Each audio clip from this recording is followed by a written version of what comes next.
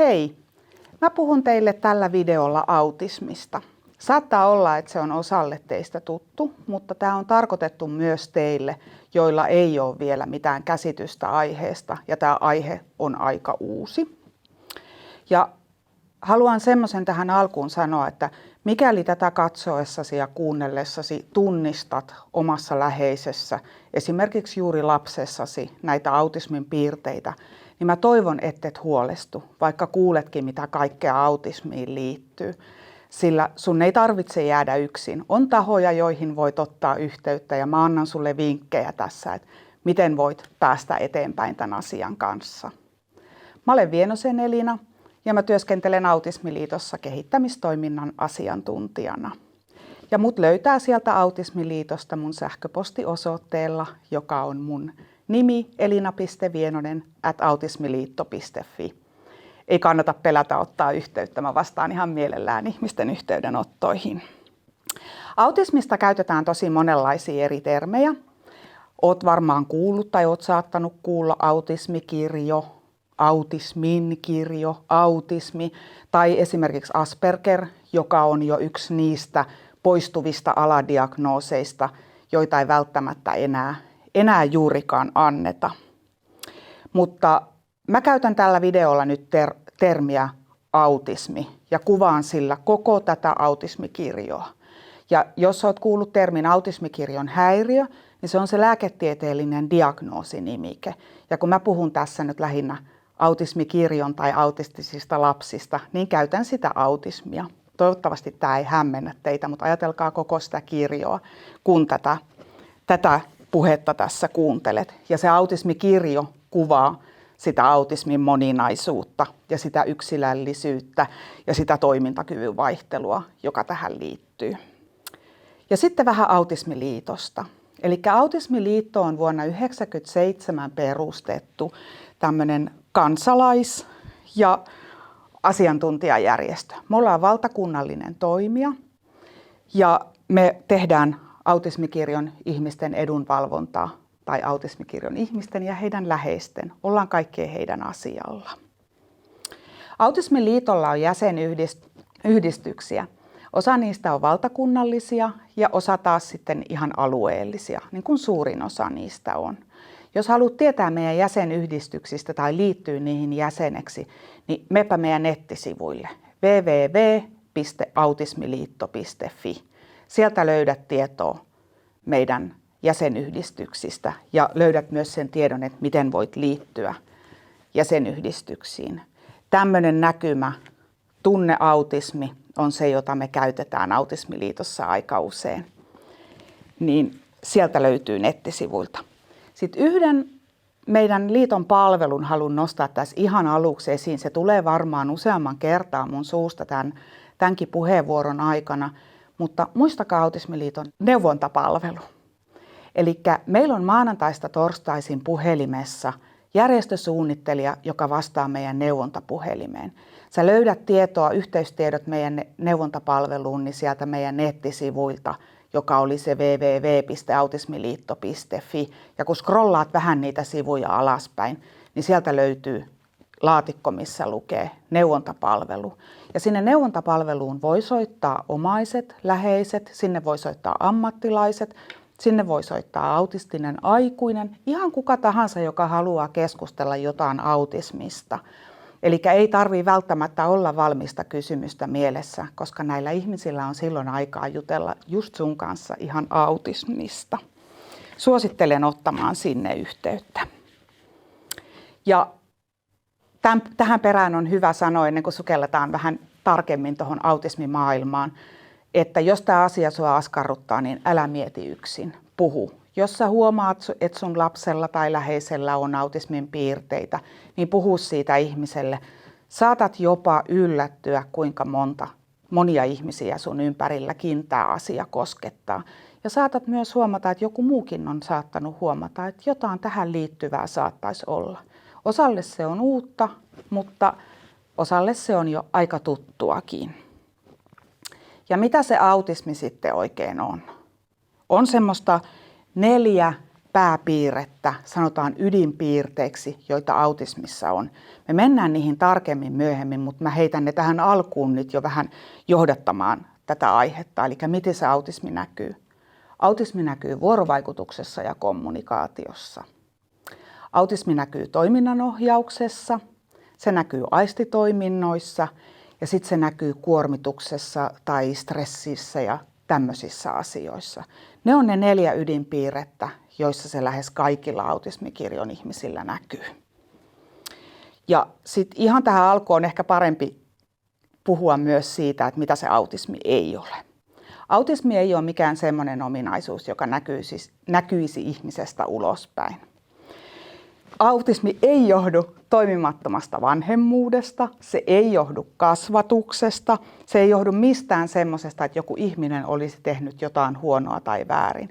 Jos koet jonkunnäköistä syyllisyyttä, niin nyt sä voit heittää sen syyllisyyden pois ja keskittyä tähän autismiasiaan. Koska autismi on neurobiologinen kehityshäiriö ja sillä on sekä geneettistä että fysiologista taustaa. Autismin piirteet on semmoisia, että ne ei näy lapsessa. Nyt puhutaan lapsesta, mutta tämä on elinikäinen. Mä puhun tässä teille nyt lapsista ja nuorista lähinnä. Niin se ei näy koko ajan samanlaisena. Voi olla, että on hetkiä, jolloin sitä ei näy juuri ollenkaan. Hyvin tyypillistä on, että kuulee niin, että ajatellaan, että ei lapsi voi olla autistinen, kun ei hänessä koko ajan näy niitä piirteitä. Kyllä ne siellä on, mutta eri tilanteissa ne voi voimistua ja näyttäytyy hyvin erilaisena ja eri tavoin. Kyllä se siellä koko elämän näkyy. Ja ne piirteet voi myös muuttua elämän varrella. Jos ajattelee kasvua ja kehitystä, niin muutenkin lapset muuttuu ja kehittyy ja asiat muuttuu. Niin tämä on ihan semmoinen koko elämän jatkuva. Ja autismiin ei ole mitään varsinaista lääkettä tai hoitoa, joka lopettaisi tämän piirteiden ilmenemisen, eikä siihen oikein ole tarvettakaan. Mutta kuntoutuksen tarkoitus on sitten se, että nämä autismin vaikutukset esimerkiksi lapseen ei estäisi häntä oppimasta elämästä hyvää elämää, mahdollisimman itsenäistä elämää. Sitä haetaan sillä kuntoutuksella. Ei sitä, että yritettäisiin saada jotenkin sitä autismia pois tai annettaisiin viestiä, että on jotenkin huono asia olla autistinen. Ei tietenkään ole. Meidän aikuisten ja ympäristön tehtävä on ottaa huomioon se, että me ei vahvisteta lapsessa autismin piirteitä. Eli jos me ei oteta huomioon omassa toiminnassa ja siinä, minkälainen ympäristö me luodaan, että jollain toisella ihmisellä on autismi, voi olla, että me vahvistetaan niitä piirteitä. Me ei välttämättä tiedetä luonnostaan, että mikä se on, joka vahvistaa tai jopa tekee semmoisen tunteen, että ihminen tulee niin kuin toimintarajoitteisemmaksi kuin mitä hän oikeasti on. Niin me ei tiedetä sitä, ellei me kysytä, ellei me seurata, ellei me oteta selvää, kokeilla monenlaisia eri asioita, että mikä saattaisi toimia tässä tilanteessa. Mä oon tosi pahoillani, että mulle ei tule tämän videon aikana teille semmoisia, että kun teet näin ja näin, niin arki lähtee sujumaan. Mutta on mulla pieniä vinkkejä, jotka saattaa auttaa. Ja kiva kuulla, jos ne auttaa, tai myös on kiva kuulla, että jos ne ei auta, mutta mikä se auttoi just teidän siellä perheessä, että alkoi arki sujumaan. Ja nyt mä kerron vähän semmoisia, että mitkä saattaa olla, mistä kaikkein ensimmäiseksi te voitte huomata, että lapsella tai nuorella on autismia. Nämä ei ole niitä virallisia ydinpiirteitä, mutta nämä on ne, mistä siellä varsinkin kotona ja esimerkiksi päivähoidossa tai koulussa, niin usein lähdetään niin kuin miettimään, että olisikohan tässä nyt autismista kysymys. Ja usein se ensimmäinen, johon ihan pienenkin lapsen kohdalla kiinnitetään huomiota, on sosiaalisen vuorovaikutuksen haasteet. Niissä se on ne vahvimmin, missä näkyy. Voi olla, että lapsi ei reagoi omaan nimeensä. Voi olla, että hän ei leiki ikätovereiden kanssa, ei tee aloitetta tai ei reagoi aloitteisiin tai muuta vastaavaa. Ei kysy, ei ehkä ota katsekontaktia tai välttelee. Se voi tuntua hänestä tosi pahalle se katsekontakti. Ei matki esimerkiksi aikuisen hymyä tai sitten vähän semmoista yrmeämpää ilmettä. Voi olla, että tykkää kauheasti räpytellä jotain esineitä ja riputtaa käsiä tai vaatteita, jotain vastaavaa. Siitähän ei ole mitään vahinkoa, mutta se voi olla, että että se autismi näkyy niin. Sitten nämä aistit on semmoisia, aistiherkkyydet ja aistihakuisuus on semmoinen, mistä myöskin saattaa tulla semmoinen vinkki, että autismista voi olla kysymys. Sitten kun mennään vähän nuoremman lapsen kanssa eteenpäin, niin voi olla, että siellä on semmoisia mielenkiinnon kohteita, joihin hän haluaa keskittyä tosi vahvasti. Tuntuu, että niin kun hän voisi esimerkiksi puhua tai keskittyä siihen asiaan tuntikausia, hän on hirveän vaikea lopettaa sitä. Ja se on se ainoa asia, mistä hän haluaa olla vuorovaikutuksessa. Se on ihan mahtava piirre, koska siinä myöskin on sitten se, että hän kykenee sitä kautta oppimaan monia asioita. Mutta se on se, mistä voidaan myös huomata se. Voi olla, että on vaikeuksia ilmaista tunteita. Voi olla, että on vaikea kertoa esimerkiksi, että mitä päivän aikana on tapahtunut.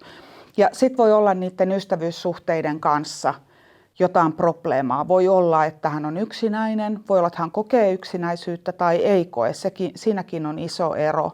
Mutta tämmöiset piirteet saattaa olla semmoisia, joista se autismi voidaan tunnistaa. Mutta muistakaa se, että yksi piirre ei vielä riitä. Jos on erityinen mielenkiinnon kohde johonkin tiettyyn asiaan, niin se ei välttämättä tarkoita, että hänellä olisi autismia.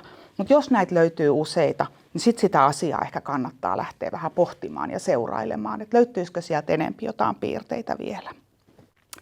Ja ettei tämä olisi yhtään yksinkertainen tämä asia, niin tytöillä ja pojilla nämä autismin piirteet saattaa näyttäytyä vähän eri tavoin. Tytöt saattaa periaatteessa olla, joilla on autismi, niin saattaa olla, että he on vuorovaikutustaidoiltaan niin sanotusti vähän keskimääräisiä paremmin kuin pojat. Ja tämä saattaa johtua, tai aika usein johtuu siitä, että tytöt oppii hyvin nuorena jäljittelemään muiden lasten käyttäytymistä näissä sosiaalisissa tilanteissa. He saattaa opetella sitä jostain videoiden kautta, mutta he saattaa myös ihan mallista toisilta, ehkä vähän vanhemmiltakin oppia. He saattaa opetella, missä kohtaa on hyvä nauraa, missä kohtaa on hyvä kommentoida, nyökytellä ja missä kohtaa on parempi, ettei reagoi mitenkään. Ja tämä on semmoinen tapa, että se saattaa piilottaa niitä autismin piirteitä. Kun mä just sanoin, että siellä sosiaalisessa vuorovaikutuksessa on ne, mistä ekana huomataan, niin nämä tytöt onkin jäänyt aika usein, että heistä ei ole huomattu, koska he on opetellut tämmöisen tavan. Mä kerron tästä tavasta ihan pikkasen myöhemmin, sitä nimittäin kutsutaan maskaamiseksi. Ja silloin sekä positiivisia että sitten myös niitä kuormaa aiheuttavia puolia tällä maskaamisella. Mutta näitä, ja vielä se, että eihän tämä tietenkään ole näin yksinkertaista, koska näitä, mitä mä äsken kerroin, että ne on tyttöjen piirteitä, niitähän on myös pojilla. Mutta se, miksi mä sanoin, että se on näitä tytöille ominaisempaa, on se, että niihin on alettu kiinnittää huomiota siinä vaiheessa, kun hoksattiin, että on paljon tyttöjä, joilla ei ole tunnistettu autismia. He on ollut alidiagnosoituja. Et ei ole kauhean monta vuotta aikaa, kun vielä on puhuttu siitä, että autismi on enempi se poikien ja miesten juttu, että on tämmöistä sukupuolista jaottelua tehty. Ja tänä päivänä se taitaa olla jopa niin, että miesten ja naisten tai tyttöjen ja poikien suhde on 3 suhde 1, eli se koko ajan ottaa kiinni tämä tyttöjen tunnistaminen tätä poikien. Mutta muistakaa toki, että siellä pojilla saattaa ihan samalla tavalla ilmetä tätä ja sitä maskaamista voi olla ihan yhtä lailla. Ja jos nyt oot vanhempi ja mietit, että okei, mä tunnistan aika paljon näitä juttuja mun lapsessa, että olisiko nyt kysymys autismista, niin älä hätäänny, ota ihan rauhassa. Mieti sitä asiaa, juttele siitä. Jos sulla on semmoisia luottoystäviä, puhu heille. Soita sinne meidän neuvontapalveluun. Löydät ne tiedot sieltä Autismiliiton nettisivuilta. Muistat varmaan sen nettisivun www.autismiliitto.fi. Mä en ehkä sano sitä enää, mutta voi olla, että sanon. Kouluterveydenhuollossa voi puhua, omalääkärille voi puhua, neuvolassa, ihan missä tahansa terveydenhuollon tai jos on sosiaalityöntekijälle käyntiä, niin tästä asiasta voi ja kannattaa puhua. Ei kannata jäädä sitä yksin miettimään. Ja se, missä se diagnoosi sitten tehdään, on siellä erikoissairaanhoidon puolella ja sinne saat sitten lähetteen sieltä lääkäriltä tai neuvolasta sinne tutkimuksiin. Ja se, mikä tässä on vähän raskasta, eikä ihan vähänkään raskasta, on se, että ne tutkimukset saattaa kestää tosi kauan. Voi olla, että ekalla kerralla ei saada vielä tutkittua niin, että on varmuutta, että mistä piirteistä on kysymys. ja että onko siellä autismia vai jotain muuta. Se, mihin mä kehotan, jos oot vanhempi, niin kysy, että mitä tutkitaan. Että sä voit itse myöskin sitten alkaa sitä asiaa miettimään. Jos sä et tiedä, mitä lapselta haetaan, niin voi olla, että sä kannat semmoista vähän raskaampaa taakkaa siinä mukana ja mietit, että mitäköhän täältä nyt löytyy. Niin pyydä, että sulle kerrotaan, että mitä siellä tutkitaan. Ja jos sä oot semmoinen ihminen, että sä mietit, että mistä tämä nyt johtuu, mikä tämän on aiheuttanut, että just mun lapsella on autismi, niin autismitutkimusta tehdään maailmalla tosi paljon, mutta mitään semmoista yhtä ja selittävää tekijää siihen ei ole löytynyt. Eli niin kuin mä tuossa alussa sanoin, niin sillä on sekä fysiologista että geneettistä taustaa, eli perimällä on myös merkitys, ja ei ole kyllä poikkeuksellista, että samassa perheessä saattaa esimerkiksi vanhemmalla ja lapsellakin löytyä sitä autismia, mutta ei läheskään aina. Se ei ole niin. Mutta yksinkertaisesti voidaan kuitenkin todeta, että se autismi johtuu niin kuin erilaisesta aivojen kehityksestä. Se on monen tekijän yhteysvaikutus ja siihen liittyy hyvin vahvasti semmoinen erilainen tapa ajatella ja nähdä maailmaa. Ja joskus käy niin, että kun sitten siellä diagnoosi on asetettu, niin ohjataan sinne perinnöllisyysneuvolaan ja geenitutkimuksiin. Mutta läheskään aina sitäkään kautta ei saada sitä syytä selville, että mulla on semmoinen muistikuva, että se on joku 85%, jolla se ei selviä. Eli et ole todellakaan senkään asian kanssa yksin. Ja jos se edelleen mietityttää tosi paljon, niin jossain vaiheessa voisit myös miettiä siltä kannalta, että sillä geenitiedolla ei loppujen lopuksi ole merkitystä sillä, että mitä palveluja, mitä tukea lapsi saa, minkälainen kuntoutus hänelle sopii, miten häntä kannattaa kotona tai päiväkodissa tai koulussa tai vapaa-ajalla tukea. Eli tavallaan vähän niin kuin sopeutua siihen ajatukseen, että tämä nyt johtuu aivoista, mutta ei löydy mitään selittävää tekijää, että mikä siellä on, että just meidän perheessä tai meidän lapsella tämmöinen autismi on. Ja jos käy niin, että sen diagnoosin saa, niin meidän Autismiliitto tuottaa erilaisia materiaaleja ja oppaita. Mä jotain tässä vilauttelen. Meillä on yksi tämmöinen autismikirjon ensiopas perheille. Tässä on semmoista perustietoa, aika yksinkertaista tietoa vanhemmille varsinkin, että mitä se autismi voi tarkoittaa ja myös, että mistä voi vähän lähteä hakemaan tukea. Tämä löytyy sieltä meidän nettisivuilta, tämäkin opas, ja toki meiltä saa sitten näitä myöskin tilata, jos haluaa. Kannattaa tutustua. Ja toinen asia, mihin kannattaa ehdottomasti tutustua, meillä on vertaisosaajia. Eli he on toisia autististen lasten vanhempia, jotka antaa sulle kahdenkeskistä vertaistukea siinä vaiheessa, kun se diagnoosi on tuore. Sä löydät tämän vertaisosaajatiedon myöskin sieltä meidän nettisivuilta. Se on siellä vieressä, missä on se neuvontapalvelu, niin siellä on myös semmoinen yhteydenotto vertaisosaajalle. Suosittelen lämpimästi. Meidän vertaisosaajat on ihan loistojoukko ja olen heidän kanssa tehnyt aika paljon töitä ja tiedän, että sieltä saa hyvää tukea. Sitten siitä autismista vähän lisää. Mennään nyt tähän itse aiheeseen vielä vähän tarkemmin. Eli niin kuin mä sanoin, että et ole yksin tämän asian kanssa. Reilu prosentilla väestöstä ihan maailmanlaajuisesti on autismia. Kaikille ei ole sitä diagnoosia. Eli Suomessakin voidaan arvioida, että on 55 000–65 000 ihmistä, joilla on autismi. Ja sitten kun sä ajattelet, että on perheenjäseniä, on työntekijöitä, eri verkostoja, niin tämä koskettaa kyllä tosi isoa joukkoa meidän väestöstä. Ja on ihan hyvä, että kaikilla on jonkunasteinen tieto, että mitä tämä autismi tarkoittaa. Tämänhetkisen tiedon mukaan autismi on synnynnäistä, eli se ei ole semmoinen, joka jossain vaiheessa elämää niin sanotusti puhkeaa. Ja se on elinikäinen, eli ei lopu missään vaiheessa. Mutta ne piirteet muuttuu, niin kuin mä tässä jo aikaisemminkin sanoin. Autismi voi aiheuttaa tosi suurta tuen tarvetta lapselle. Voi olla, että se tuen tarve vähenee elämänvaiheessa. Voi olla, että se lisääntyy jossain kohtaa elämää, tulee jotain murroskohtia tai muuta. Voi olla, että joku ei tarvitse lapsenakaan kovinkaan paljon tukea. Voi olla, että joku pärjää lähestulkoon ilman tukea, mutta ne piirteet vaikuttaa kuitenkin merkittävästi ihmisen elämään. Ja ne näyttäytyy siellä kaikille. Sitten jatketaan näistä autismin piirteistä tässä kohtaa. Eli kun puhutaan vaikeuksista sosiaalisessa kanssakäymisessä, vuorovaikutuksessa ja kommunikaatiossa, autismi näyttäytyy joillakin niin, että on vaikeuksia esimerkiksi niin kuin tulkita sanatonta ja sanallista viestintää. Voi olla, että lapsi ei puhu lainkaan. Voi olla, että sitä puhetta tulee myöhemmin, kun näitä puhetta tukevia ja korvaavia menetelmiä otetaan käyttöön. Aika usein tuleekin, mutta sen ennustaminen on aika vaikeaa, että kenellä tulee. Voi olla, että on semmoista hitautta esimerkiksi kommunikaation ymmärryksessä, sen tuottamisessa, mutta sehän ei ole kauhean vakavaa, jos se on vähän hitaampi kuin esimerkiksi mitä mä puhun tässä nopeasti teille näin isoa asiaa.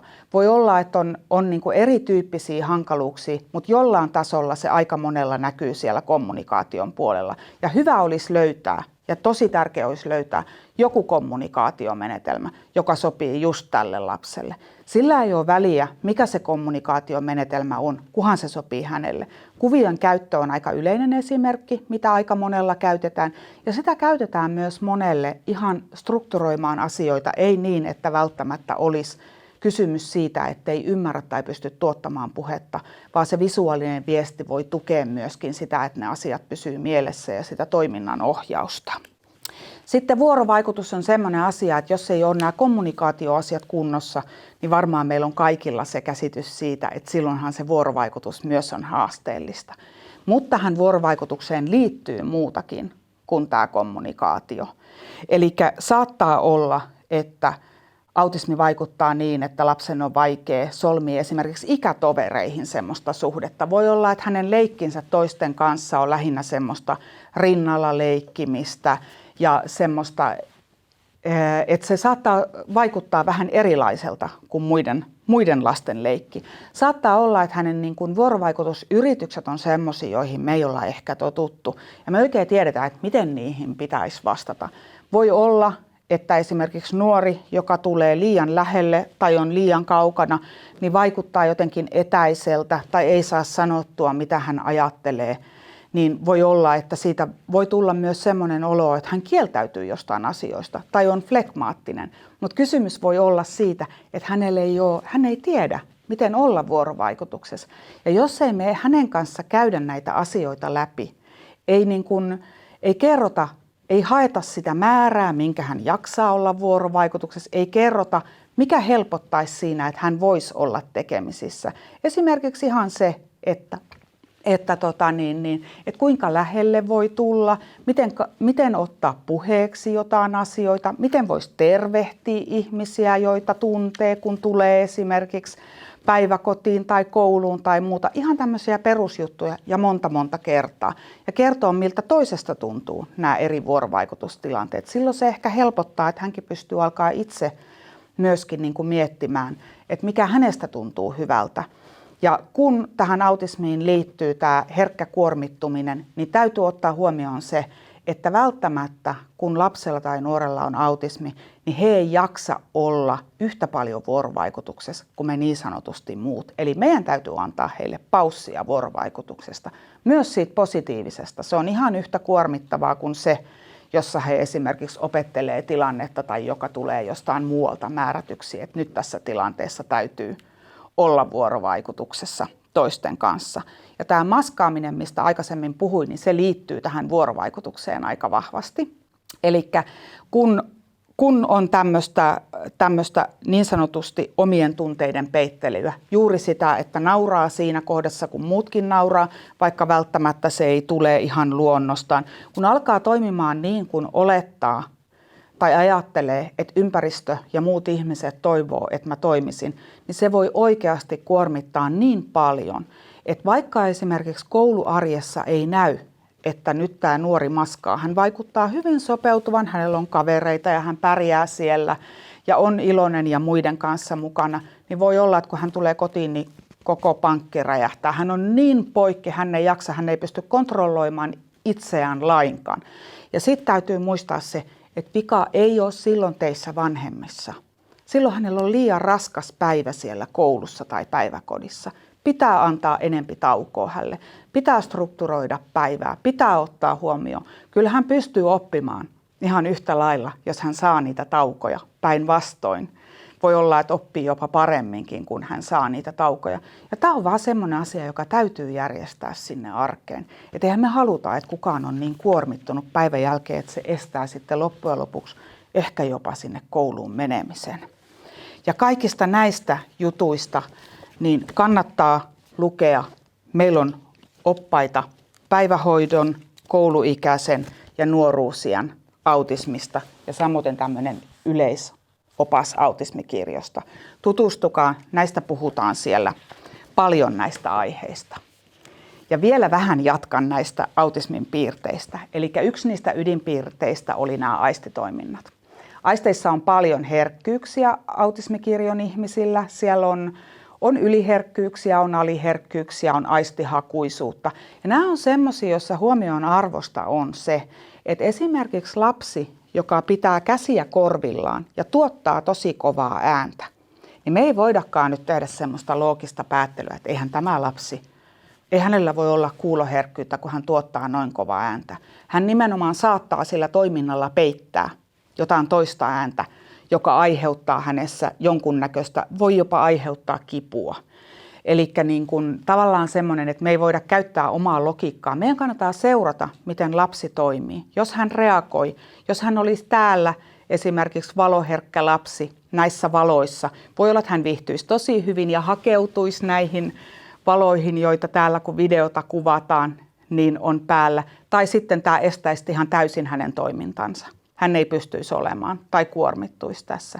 Niin seurataan ja reagoidaan sen mukaan. Ja muistetaan, että eri tiloissa ja huomenna nämä aistit voi toimia eri tavalla kuin mitä ne toimii tänään. Eli niissä ei ole kauheasti semmoista, että me voitaisiin ajatella, että nyt me ollaan selvitetty tämä juttu, vaan meidän täytyy vaan selvittää niitä koko ajan uudestaan.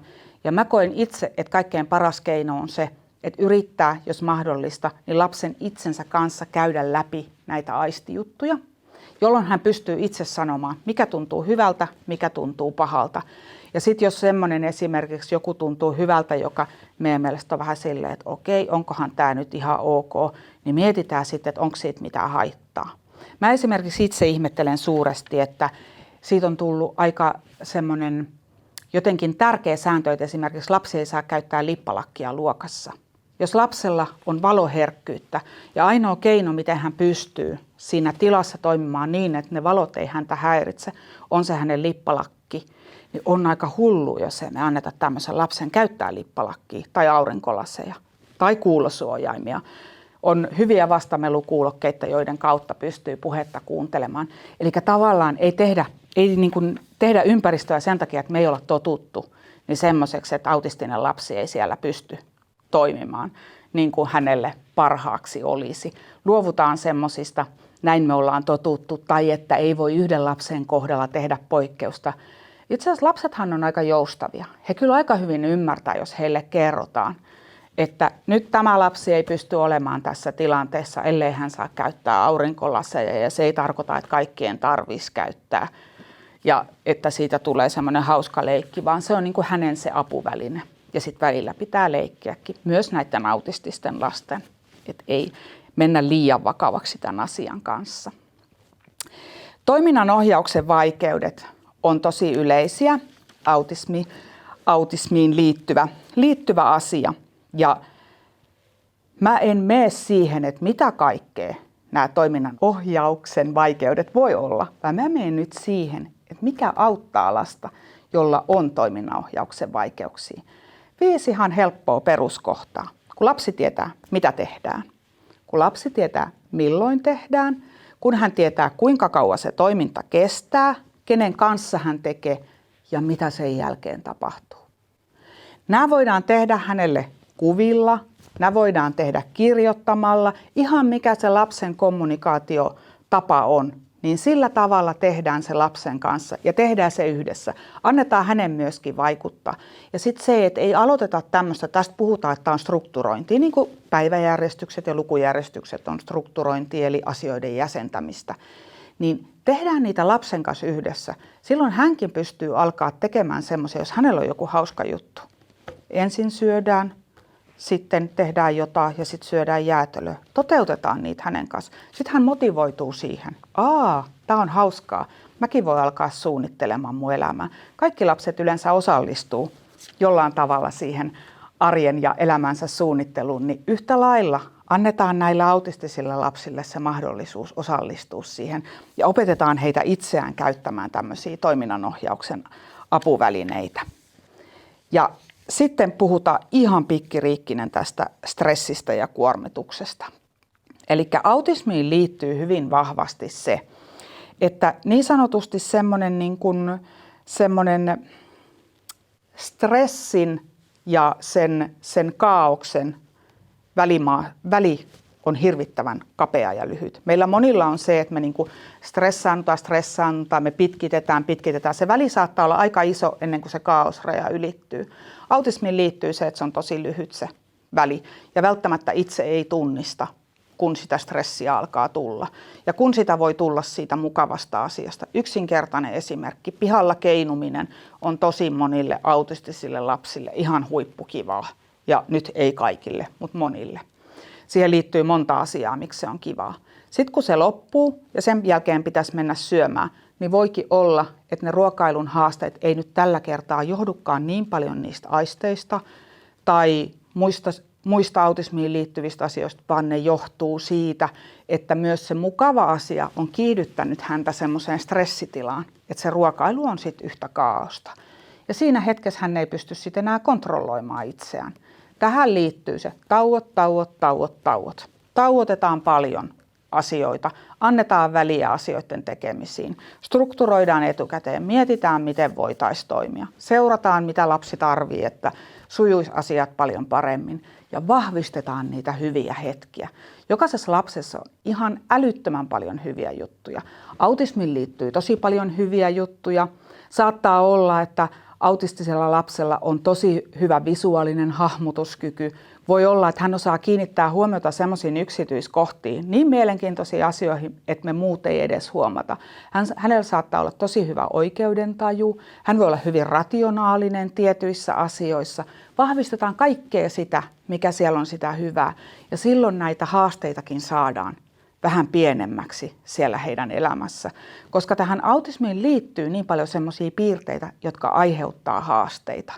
Ja monesti onkin se, että se mikä eniten oikein kiinnostaa, jos koulutuksiakin pidetään, on se, että miten esimerkiksi tähän haastavaan käyttäytymiseen puututaan. Ja nyt jos sä mietit kaikkea tästä, että mitä tässä lyhyessä ajassa on tästä autismista puhuttu, niin jos me ei ollenkaan yritetä vaikuttaa siihen, että tämä lapsi pärjäisi meidän kanssa, niin sitä haastavaa käyttäytymistä ihan varmasti syntyy. Eli otetaan ensin näitä vinkkejä ja keinoja käyttöön. Ja näitä vinkkejä saatte lisää. Saatte sieltä meidän neuvontapalvelusta, saatte meidän nettisivuilta, saatte meidän YouTube-kanavalta. Tätä materiaalia löytyy tosi paljon. Kysykää toisilta vanhemmilta. Menkää jäsenyhdistyksiin. Pääkaupunkiseudulla toimii tosi aktiivinen. Löytyy heidän nettisivut on www.paut.fi. Jäsenyhdistys, ei tarvitse olla diagnoosia. Jos sulla on sellainen tuntuma, että sun lapsella saattaa olla autismia, niin voit lähteä mukaan siihen toimintaan. Maksa se pieni jäsenmaksu ja katso, että mikä siellä olisi sopiva toiminta sulle. Ja lähde mukaan. Toisilta vanhemmilta saa ihan äärettömän hyviä vinkkejä. Ja se, mikä varmasti monilla mietityttää, että miten sitten sisarukset. Yksi opas, josta saa vähän perusjuttua, on meidän tämmöinen sisaruus- ja autismikirjo. Ja näistä jutuista myöskin niin kannattaa sitten jutella niiden toisten vanhempien kanssa.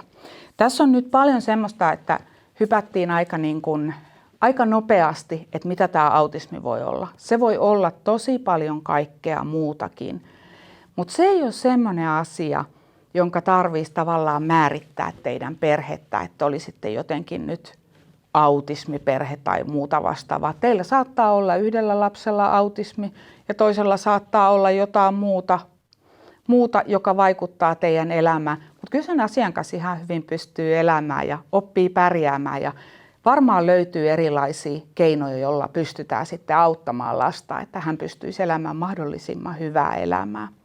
Ja olkaa yhteydessä. Älkää jääkö yksin tämän asian kanssa. Kiitos kun jaksoitte kuunnella tämän puheenvuoron.